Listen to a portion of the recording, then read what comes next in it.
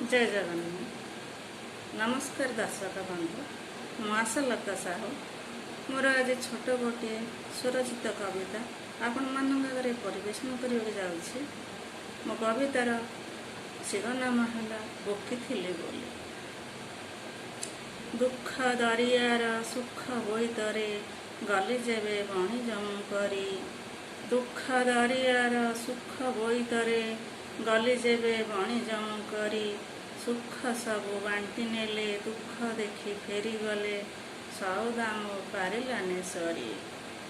मनरे भाविलिए तो सौदा पसरा, मनरे भाविलिए तो सौदा पसरा।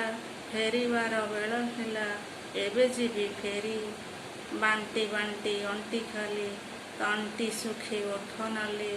तथापि कहुच तुमे आजी रुह जीव पछे काली। तथापि कहुच तुमे आजी रुह जीव पछे काली। बेपार मो बेहिसाब नाही क्षति नाही लाभ। बेपार मो बेहिसाब नाही क्षति नाही लाभ। जहा हेला मथा परे बांधिली गंठिली।